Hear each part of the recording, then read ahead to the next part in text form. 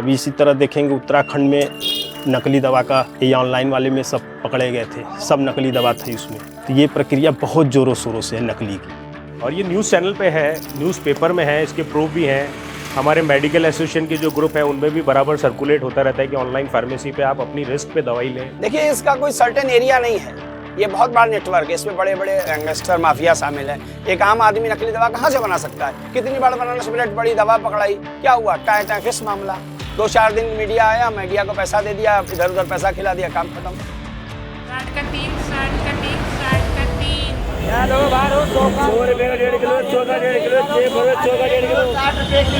दवाइयों की मंडी में ई फार्मा कंपनियों ने फास्ट डिलीवरी और बड़े बड़े डिस्काउंट के ऑफर देकर कोहराम मचा दिया है।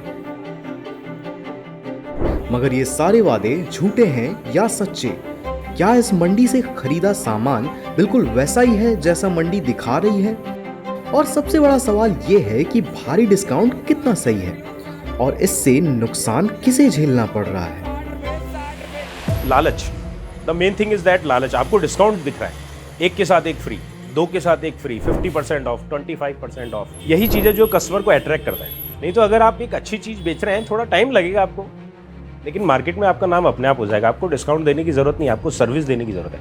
It's a service sector, not a discount sector. यहाँ तो 15, 16, 20% तक मैक्सिमम मार्जिन है, तो उसके अनुसार हम बिजनेस करते हैं। और वो कैसे 25% दे रहे हैं, कैसे 30% दे रहे हैं, कैसे क्या कर रहे हैं, ये हमें अभी तक जानकारी नहीं है। आप लालच देके कंपनियों से कहते हैं कि मैं 25% डिस्काउंट करूंगा, 30% डिस्काउंट, मेरी मार्जिन है 22% नहीं तो मैं 25% डिस्काउंट कहाँ से कर दूंगा?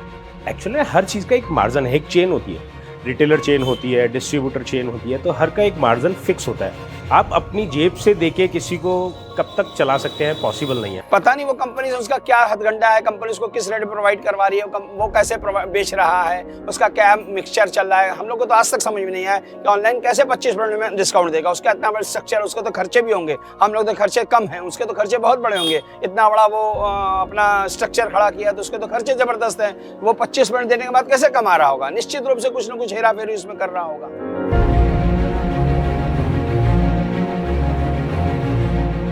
नकली दवाइयों का भी प्रचलन बड़ा तेज़ी से बढ़ा है, क्योंकि रिटेल फार्मेसिस्ट के पास 20 या 22% की एक लाइन होती है, इससे ज़्यादा उसका मार्जिन होता नहीं है। बट ये ऑनलाइन कंपनियां 30, 35 और 40% तक भी ऑफर कर रहे हैं, जो कि कहीं से भी तर्कसंगत प्रतीत नहीं होता है। या तो ये कहीं ना कहीं इन्फीरियर क्वालिटी की मेडिसिन सप्लाई कर रही हैं, या फिर कहीं ना कहीं क्वालिटी में संशय है। सेंट्रल ड्रग लैबोरेटरी को इसकी जाँच करना चाहिए टाइम पे, क्या ये इतना मार्जिन कैसे देने में सक्षम है।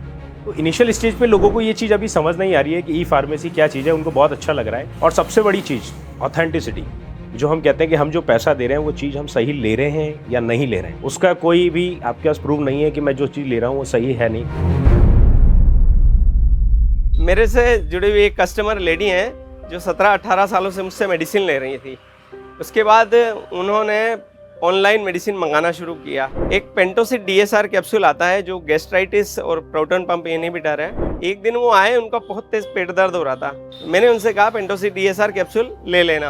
उन्होंने कहा मैंने ऑलरेडी 2 पेंटोसिड DSR ले चुकी हूँ, आप मुझे एक और दे दीजिए। मैंने कहा मैं जो दे रहा हूँ आप वो पेंटोसिड DSR लीजिए और आपने जो लिया आप उसको भूल जाइए। विदिन 50 मिनट के अंदर उनको रिलीफ आ गया।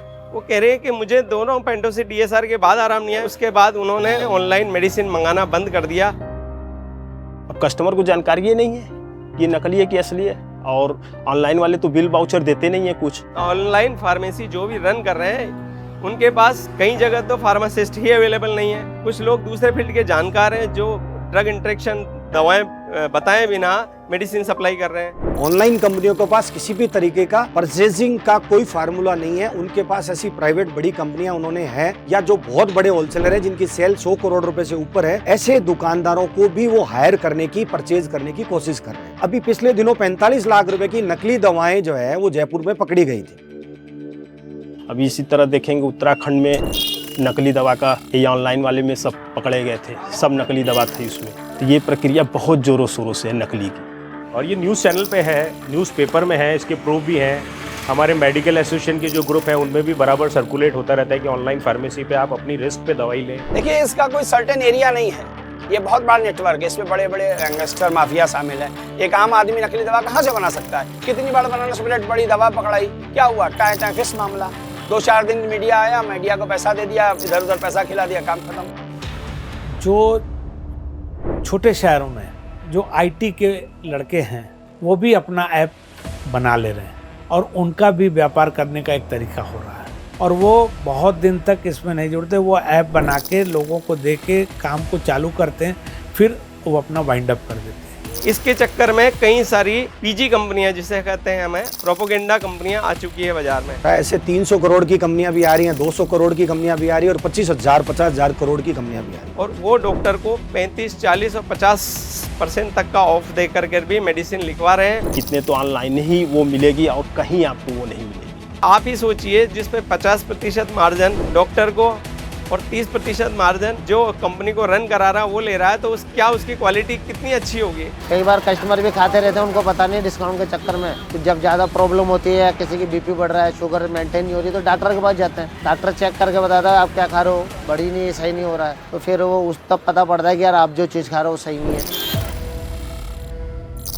जो भी क्रॉनिक पेशेंट है, हार्ट हो गया, डायबिटीज हो गया, बीपी हो गया, उनकी दवाएं तो एटलीस्ट ना लें, क्योंकि हम क्या ले रहे हैं, हमें लगता है कि हाँ नहीं हम ब्रांडेड कंपनी की दवाई ले रहे हैं, हम ठीक हो जाएंगे, लेकिन एटलीस्ट वो लॉन्ग टर्म में आपको जाके हार्मफुल है और आप किसी को कह नहीं सकते हैं उसको जाके। तो ऑथेंटिसिटी अगर चाहिए आपको, उसकी आपको अगर ये 100% उसके रिजल्ट्स आए और उसकी एक्यूरेसी 100% हो, तो वो लोकल केमिस्ट ही दे सकता है आपको। वो हमेशा वहीं रहेगा, वो अपना जगह नहीं बदल सकता, अपना घर नहीं बदल सकता, अपने दवा का दुकानदार नहीं बदल सकता।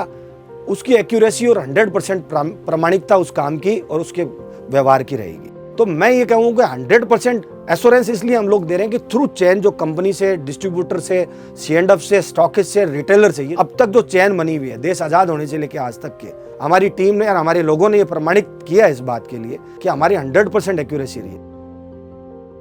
जो भी ऑनलाइन मंगाते हैं वो ऑनलाइन कृपया न मंगाएं दवा। वो जाके 1 पैसा 2 पैसा महंगा मिले या जो भी एक केमिस्ट के दुकान से लें, बिल वाउचर के साथ लें, क्योंकि वहाँ DI बार बार चेक करने जाता है, मार्कवेल चेक करता है क्या AC है, नहीं है, ये है वो। और ऑनलाइन में कोई नहीं जानता है कि कहाँ पे क्या रखा हुआ है। बस ये है कि थोड़ा सा मेहनत करना होगा, आपको दुकान पे जाना होगा। अब तो दुकान पे भी फ़ोन कर देंगे, अगर उनका नंबर ले लिए तो दुकान वाले भी पहुंचा देते हैं। हमारे कुछ भाइयों ने भी एक अच्छा खासा डिस्काउंट देना शुरू कर दिया और सबसे बड़ी बात है कि हम सेम डे कुछ घंटों में दवाइयाँ आपके घर पे अवेलेबल करवा देते हैं। हमें भी बहुत समस्याएं आती है, फिर भी हम उसको पार करते हुए हमारी ये पहली कोशिश होती है कि बीमार व्यक्ति को कम से कम घंटे में बिना किसी परेशानी के जल्दी से जल्दी दवाइयाँ उसके घर तक मुहैया कर दिए। 1 मिनट शायद। हाँ मैम, हाँ जी दूँ क्या? 1 मिनट।